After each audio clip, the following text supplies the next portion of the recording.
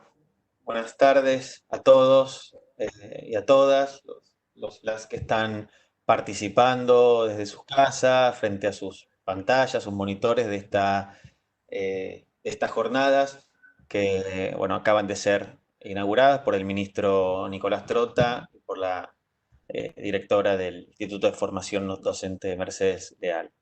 Este primer panel, reinventar la escuela, reivindicar la escuela, es una conversación entre colegas que, que además son muy buenos amigos y amigas y que quieren conversar sobre un tema que nos ocupa y que también nos obsesiona, que es la escuela en su devenir histórico. Me presento muy rápidamente. Mi nombre es Nicolás Arata, soy historiador de educación, profesor de Historia de la Educación en la Facultad de Filosofía y Letras de la Universidad de Buenos Aires y en la Universidad Pedagógica Nacional, y trabajo también en CLACSO, el Consejo Latinoamericano de Ciencias Sociales. Antes de presentar a los dos colegas que tenemos el enorme orgullo, honor de que nos acompañen hoy, quisiera dar cuenta de las razones de este panel. ¿Por qué unas jornadas como estas comienzan con una charla entre historiadores, historiadoras de la educación? Y ahí se nos ocurren por lo menos tres argumentos, pero seguramente hay muchos más. Pero el primero, y si me permiten la metáfora futbolera, es parar la pelota, ¿no? Frente a la inmediatez de los cambios, de las transformaciones, creemos que es indispensable apelar a la historia como una forma de tomar distancia, pero también de ganar perspectiva sobre los acontecimientos del presente. En segundo lugar, es preguntarse qué hay de nuevo en todo esto que estamos viviendo. Esta situación de pandemia está volviendo a poner en escena, volviendo a plantear debates que ya habían tenido lugar en otros momentos y contextos históricos y que han aglutinado, como ha sucedido en muchas otras oportunidades, a defensores y detractores de la escuela. Y la tercera, porque creemos que es bueno sentar posición frente a lo que está en juego aquí, y para hacerlo es bueno estar lo más informados posible, contar con elementos para conocer por qué y desde dónde algunos hablan de reinventar la escuela y por qué hay otros que creemos que la escuela tiene que ser un lugar reivindicado al tiempo que pensado y al tiempo que transformado en una clave democrática. Estamos frente a un hecho que es inédito, por otro lado, en la historia de la educación. 850 millones de estudiantes están sin clases. No hay un antecedente de cómo se gestiona una situación como esta. Por lo tanto, las intervenciones, las decisiones que se van tomando, en algún sentido descansan en un saber de coyuntura, ¿no? En donde hay que tomar decisiones rápidamente y no hay certezas sobre cómo va a continuar un fenómeno, un proceso como este. En mi opinión personal, y aunque siempre seguramente hay cosas para mejorar, creo que en nuestro país se ha sentado una clara dirección, y esa dirección es la de un gobierno que a través de diferentes políticas, estrategias y recursos ha decidido sostener la continuidad del aprendizaje, apostando a fortalecer los vínculos pedagógicos, garantizar el derecho a la educación en un contexto de enorme complejidad, sobre todo para los sectores más postergados del país. Como decía el video que acabamos de ver, eso es, y por eso también nuestra mayor gratitud para las y los maestros de nuestro país, porque uno puede pensar políticas, imaginar estrategias, pero sin el trabajo cotidiano de las y los maestros, eso es absolutamente insostenible. ¿Qué nos puede dar una lectura histórica de la escuela? Eso es algo en torno a lo cual queremos conversar hoy. Y para eso tenemos a estos dos, insisto, enormes colegas que nos acompañan y que ya en un momento empezaremos a conversar con ellos. Permítanme presentarlos. Elsie Rockwell es una de las más importantes investigadoras de la escuela en el mundo. Créanme, hay muy pocas personas que le han dedicado tantas horas, tanta inteligencia y tanta pasión a entender cómo funcionan cotidianamente las escuelas.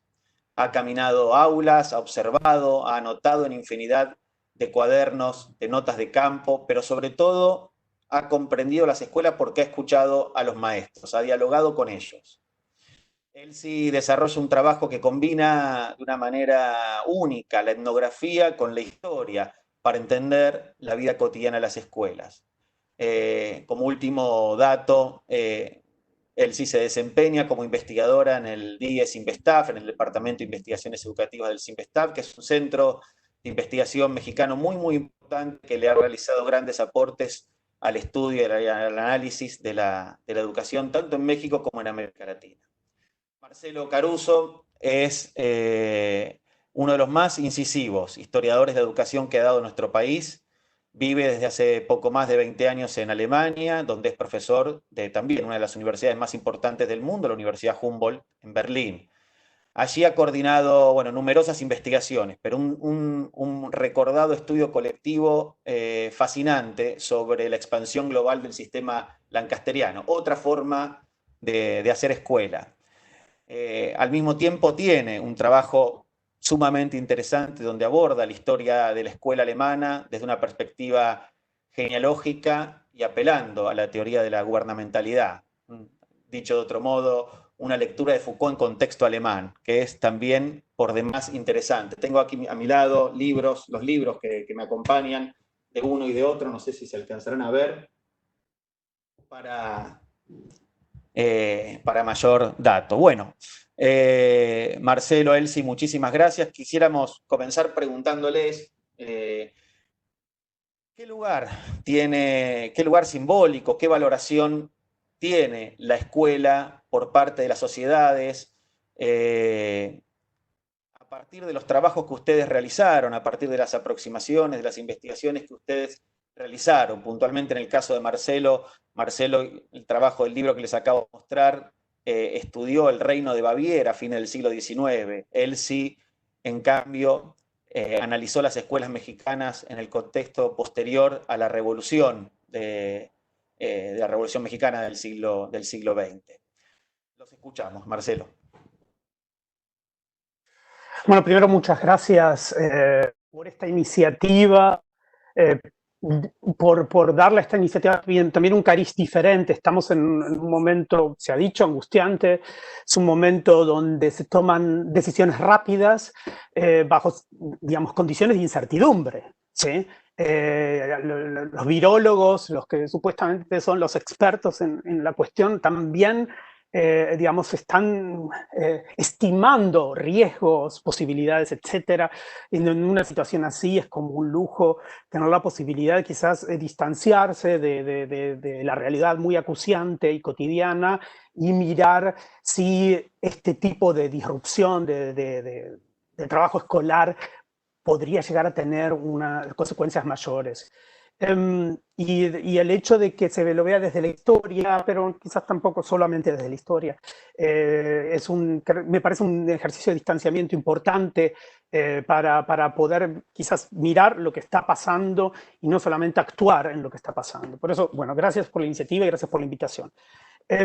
Quizás quisiera empezar con una cuestión no histórica al respecto, sobre el valor social, lugar simbólico de la escuela, que tiene que ver con, digamos, lo que escucho aquí digamos, en estos barrios de las clases medias berlinesas en este momento, que tienen que reorganizar sus vidas sin la escolaridad de sus hijos. Y lo interesante al respecto es lo siguiente. Nosotros hemos estado, yo pertenezco a una generación de gente que ha estudiado en los años 80 y 90, y siempre hemos, sobre todo con respecto al sistema educativo argentino, pero para muchos de los sistemas educativos latinoamericanos, hemos dicho, uy, la escuela se está degradando, no enseña tan bien, o no está teniendo el ritmo, ¿sí? de innovación que está teniendo la cultura y la comunicación en general. La escuela se está convirtiendo en un lugar solo de sociabilidad, solo donde se producen servicios sociales, donde los chicos pueden comer, donde quizás tienen otro tipo de atenciones, etcétera. Y ese ha sido un discurso en el cual contraponíamos el aprendizaje no está tan bien, lo que va quedando es esa función residual social de la escuela. Lo que la pandemia nos está mostrando es que esa función social de la escuela, el hecho de que los chicos se junten, de que estén en otro lado, es una función central de la escuela. Incluso aunque los chicos no aprendan nada, el hecho de que estamos en sociedades modernas con división social del trabajo, donde la vida de casi todo el mundo está basada en el supuesto de que hay un lugar donde los niños están, y lo digo ahora polémicamente, guardados por un tiempo, ¿sí? Varias horas al día, por lo menos 5 días a la semana. Ese es un supuesto de la vida social que ahora no está. Y ahí se ve, digamos, el lugar simbólico de la escuela de una manera poco convencional. Estamos acostumbrados a ver la escuela solo como un lugar donde se aprende o no se aprende, o se aprende más o se aprende menos. Y creo que aquí el mero hecho de la guardería, ¿sí? El mero hecho de que, digamos, no haya que estar organizándole una vida cotidiana a los niños en la casa todos los días, se ha vuelto una disrupción en la cual es, digamos, está siendo muy, muy registrada por incluso estas clases medias educadas que son tan estresadas cuando ven que sus hijos no aprenden y se alarman, etc. Está el tema del aprendizaje, pero está el tema de la disrupción de la cotidianidad. Y creo que ver el lugar estructurante que tiene la escuela, no solo para los chicos y los adolescentes, sino para todos los participantes de la sociedad, es algo que esta maquinaria de hacer ver, que es la pandemia, ¿sí? Es una emergencia que nos hace ver cosas que ya estaban ahí, pero que ahora tienen otra urgencia, lo está poniendo muy sobre el tapete. ¿Tengo tiempo para decir algo histórico?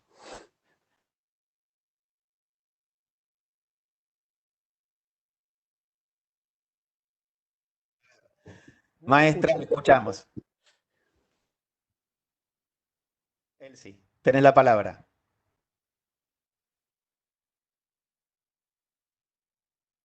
Tenés el micrófono bloqueado. Ahora sí. Bueno, primero quiero agradecerles esta iniciativa, la posibilidad de verlos, dicen cara a cara, aunque sea en pantalla, y saludar a todos, todo el público que nos está viendo y escuchando.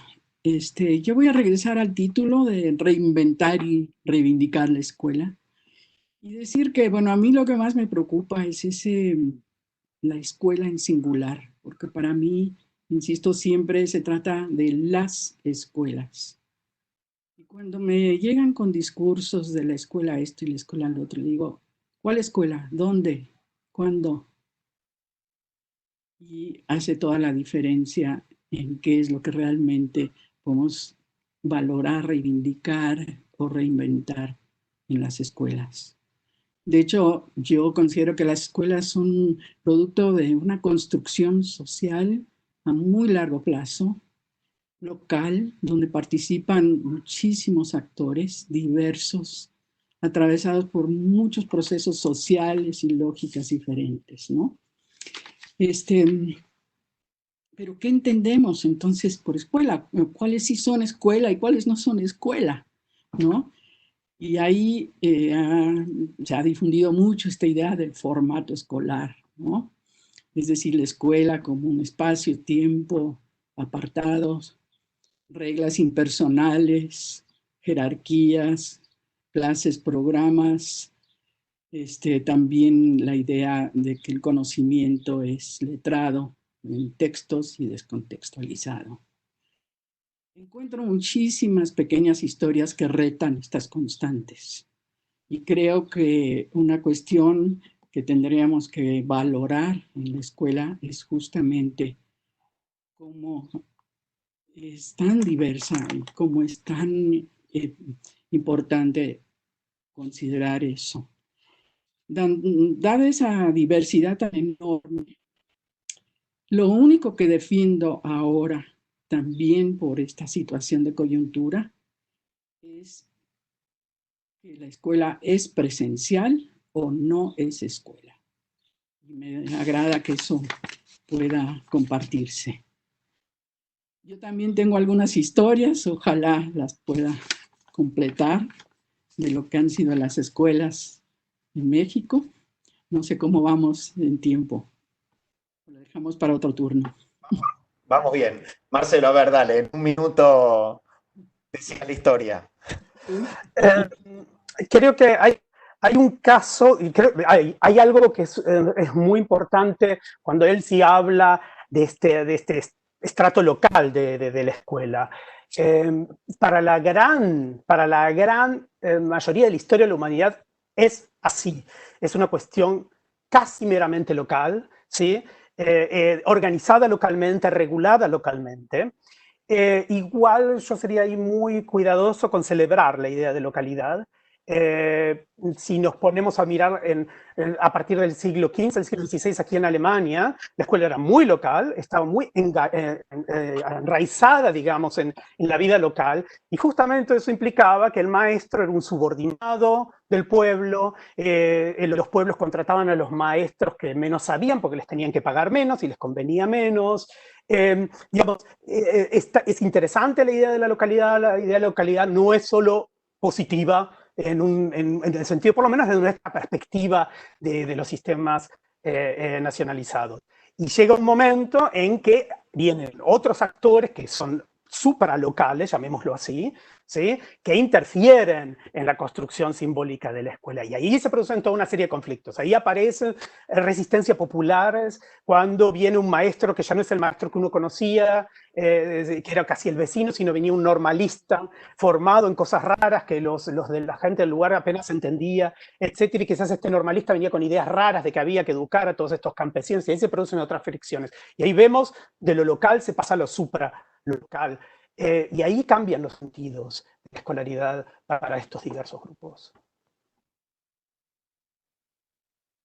Sí, frente a la intervención de Marcelo. Es muy difícil sintetizar en un minuto la historia, pero intentaré. Para los que conocen la historia de la Revolución Mexicana, bueno, es muy compleja, echaron a un tirano, pero todas las facciones se pelearon entre sí y acabaron asesinando uno tras otro a todos los caudillos.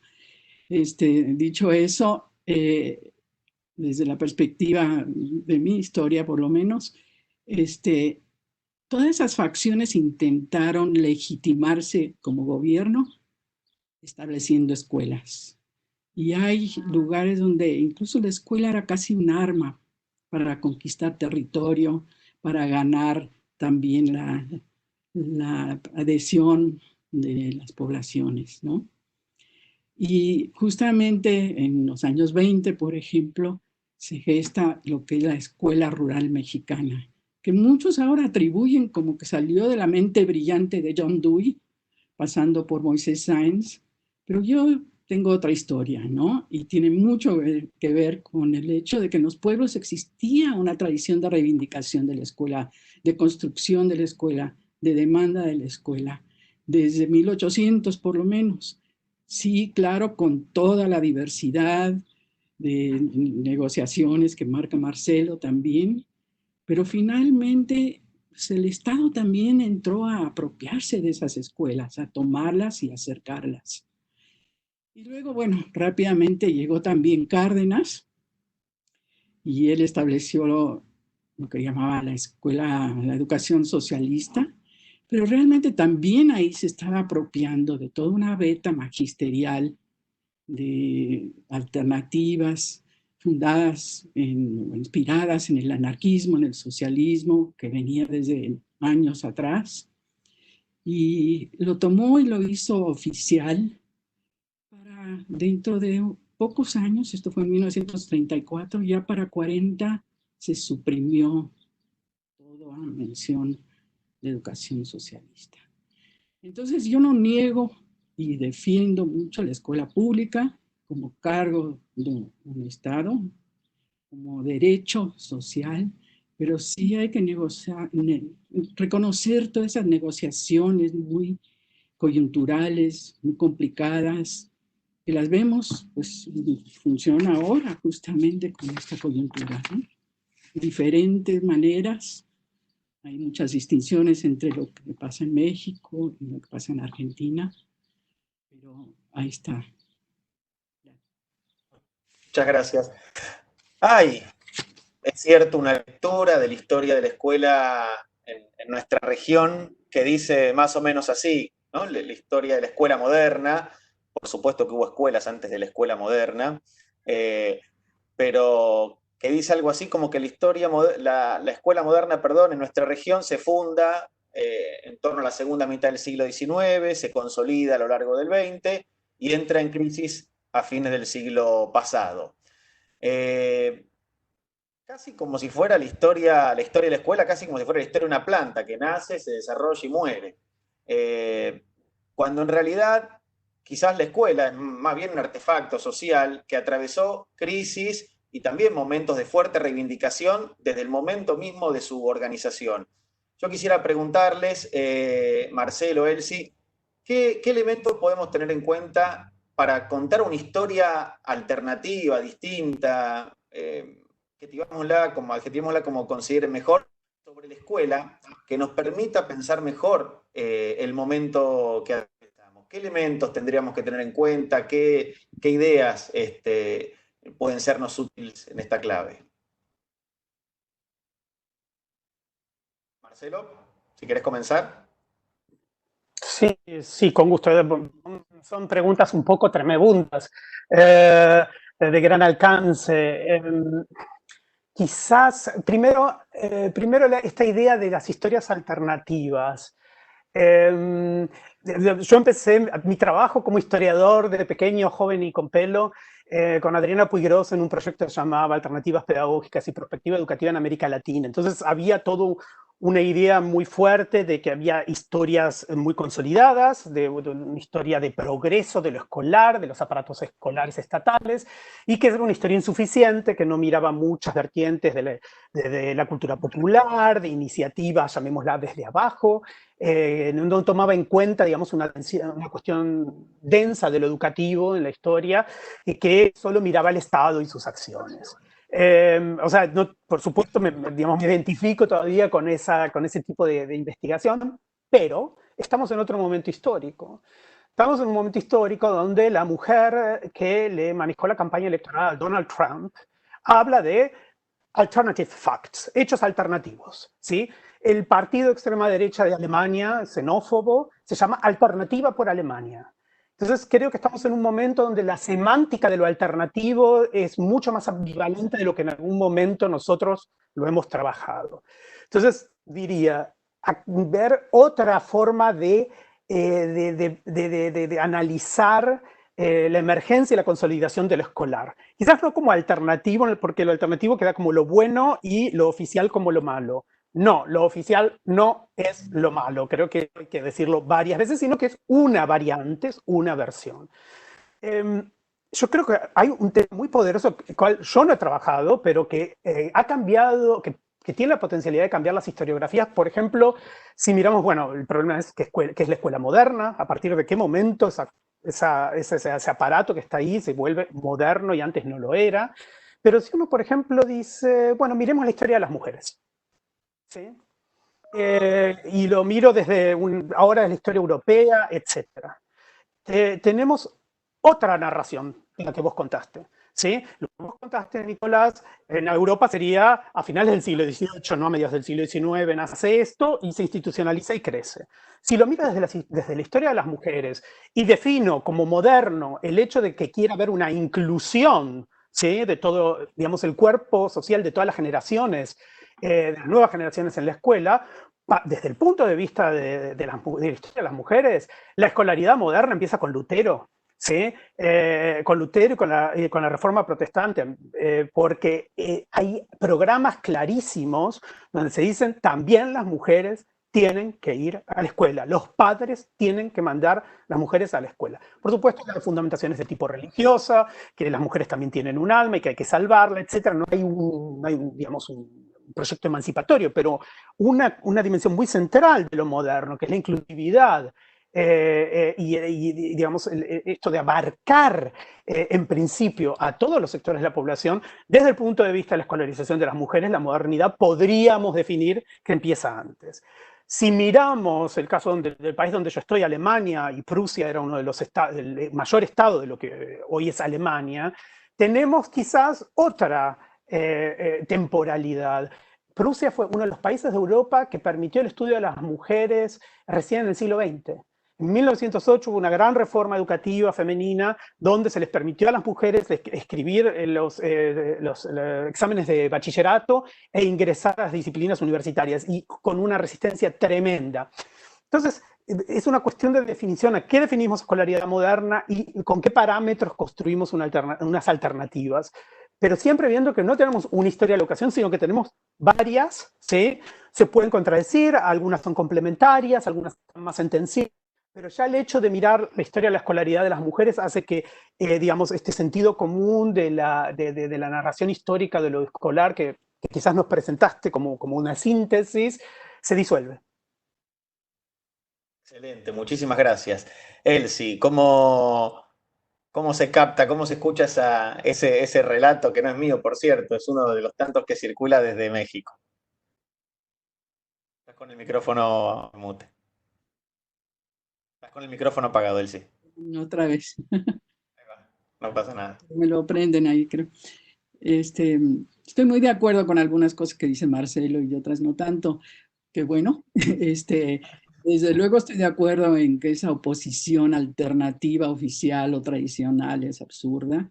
Y vuelvo a mi insistencia: qué alternativa, dónde, cuándo, cómo entraron a las escuelas, y sobre todo de que las escuelas oficiales y públicas han cambiado muchísimo.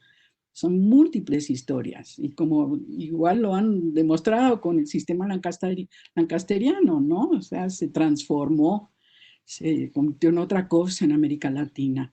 Entonces también es necesario ver eso en el caso de la escuela. Creo que si hay una alternativa, ya hay una alternativa. La historia social, regional, transnacional, las biografías han revelado así como procesos fascinantes de transferencia y préstamo, de imposición de modelos, pero sobre todo de dinámicas locales en términos de negociación con los aparatos estatales y de, obviamente, grandes desigualdades en los recursos que se destinan a cada una. Entonces, la reivindicación nace desde ahí, desde las poblaciones. Lo estamos viendo ahora. Nace desde los propios niños que quieren regresar, desde las familias que ahora aprecian más a los docentes, ¿no? Y estas historias, bueno, son otra manera de ver ese relato, esa narrativa de la historia moderna, ¿no? Y también nos muestran así tanto rupturas como continuidades muy interesantes. Me remito a algunas de Francia. Hubo momentos de grandes rupturas, por ejemplo, cuando los lasallistas hace 300 años dieron un viraje total porque decidieron que los docentes que contrataban no debían saber latín, para así obligarlos a enseñar en la lengua vernácula. Entonces esto permitió, digamos, no solamente captar también a todos los niños callejeros, que era un problema en las crecientes urbes, sino también trataron de alargar el método para enseñar a leer, con un método muy detallado, no con el fin de que aprendieran mejor a leer, sino con el fin de que estuvieran más tiempo en la escuela y así tuvieran los maestros tiempo para urbanizarlos y para inculcarles valores cristianos. Y algo similar pasó también en términos de continuidad cuando los franceses en 1933 de pronto instalan el dictado de la ortografía de la lengua francesa como examen universal para docentes y para certificación de la escuela básica, ¿no? Y bueno, los historiadores de la lengua francesa saben que en ese momento se codificó y se estabilizó la ortografía francesa de una manera que dura hasta ahora, cuando antes había muchísima flexibilidad y continuidad, ¿no? Entonces, otra cosa en términos de la tecnología importante, el lápiz.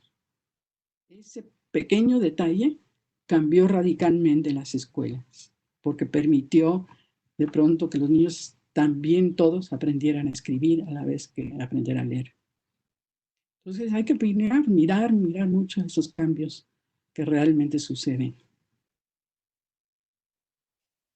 Muchísimas gracias a los dos. Hago entonces un repaso. Primero, valoraciones sociales en torno a la escuela, luego modos de leer el tiempo de las escuelas, de las instituciones educativas, y ahora otro acercamiento, ¿no? Esta vez al aula. Hay una metáfora que también circula mucho entre nosotros cuando hablamos de la aparente inmutabilidad del espacio de formación, de nuestras aulas. Hay quienes lo comparan o lo metaforizan de la siguiente manera. Dicen, ¿no? Si uno viera una foto de una sala de cirugía de fines del siglo XIX y la comparara con una de principios del siglo XXI, los cambios entre una y otra serían abrumadores, abismales. A tal punto que un cirujano del siglo XIX que resucitase en el siglo XXI y se encontrara con ese instrumental no sabría cómo proceder. No sucede lo mismo cuando uno piensa en términos escolares y compara un aula de fines del siglo XIX con un aula de principios del siglo XXI. Ahí las cosas más o menos son iguales, más o menos tienden a conservarse y por lo tanto aquel viejo maestro del siglo XIX, si resucitase, podría desenvolverse como un maestro, podría desenvolver su oficio en pleno siglo XXI. ¿Cuánto tiene esto de cierto? ¿Cuánto no? Ustedes dos en sus trabajos nos han enseñado a mirar los cambios grandes, pequeños, imperceptibles, que han sufrido las aulas, los salones de clases a lo largo del tiempo. ¿Cuánto de esto puede también ayudarnos puede servir, mejor dicho, a pensar este momento en donde se ha producido, no un quiebre, pero sí un punto de inflexión muy fuerte respecto de cómo veníamos enseñando y cómo están enseñando en este momento tantos maestros y maestras? No sé si quieres en esta comenzar tú.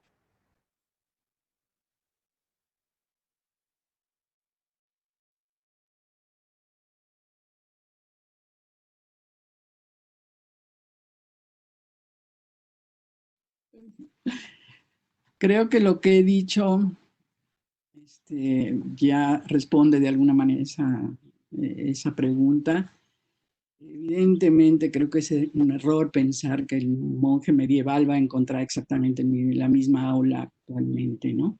Yo he seguido pues, una docena de escuelas durante 40 años, observando maestros en las aulas, conociendo las incidencias, diferentes reformas en su forma de trabajar, en el entorno material de las mismas escuelas y las aulas. Y estoy absolutamente segura de que hay muchísimos cambios, también continuidades, como se ha dicho, pero los cambios han sido fuertísimos y una de las cuestiones donde es más notable es donde es lo que esto implica en términos del trabajo docente, cómo se ha diversificado, cómo se ha intensificado, cómo se les ha abrumado de alguna manera de cambios emanados desde las autoridades muy diversas, y no solamente desde las autoridades, también de los mercados, también de las organizaciones, también de nosotros los académicos, haciendo cada vez más difícil también la consolidación de eso que Mercedes llamó el oficio artesanal del ser docente, ¿no? Entonces, más bien yo estoy convencida de que estas cuestiones de una idea de que la tradición no cambia, la escuela no cambia, pues viene un poco por el lado de quienes promueven cierta alternativa, entre comillas, y que quieren a fuerza ver que esto se reproduzca en las aulas. Pero eso nunca va a ser, ¿no? Es que realmente para sostener una escuela, todos los que están involucrados, las comunidades, los docentes y los chicos, realmente la tienen que reinventar todos los días, ¿no? Los docentes están en el centro de eso y tienen que negociar con chicos que también tienen su poder, por ejemplo, frente a la obligatoriedad. Antes podían huir físicamente, ahora sabemos por los índices de deserción o abandono que también están huyendo en algunos casos, sobre todo las secundarias. pero también pueden huir mentalmente. Y el reto constante de los maestros, los que son maestros lo saben, es convocarlos a que le vean sentido, algún valor de uso a lo que tienen que aprender en la escuela, que sirva más allá del valor de cambio del certificado.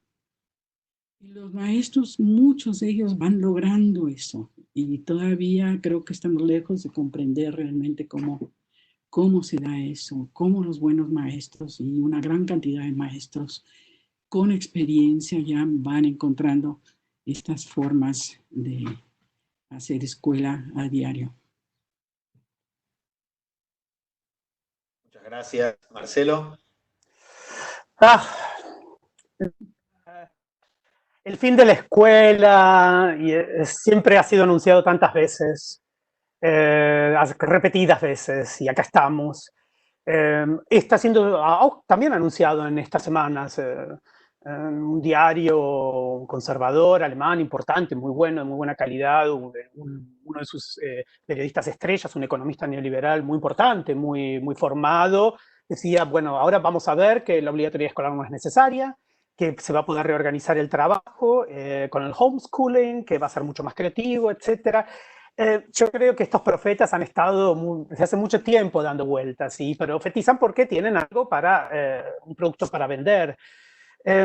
Digamos, probablemente, digamos, hay que entender que las transformaciones de la enseñanza son furtivas, son pequeñas, están a veces incluso en lo implícito, en los modos de sentarse en un banco escolar, en el modo de dirigirse al maestro adulto o cómo el maestro o la maestra adulta se dirige a los chicos. Son microcambios, hay ese maximalismo, se piensa que el cambio escolar tiene que ser como una cuestión catártica, ¿no? Donde todo lo malo se lava y todo lo bueno va a ir después. Para mí es demasiado cristiana esa idea, creo que nos condena al fracaso, a decir, no, nunca cambia nada, etc. No nos permite ver las cosas que sí cambian, para bien y para mal.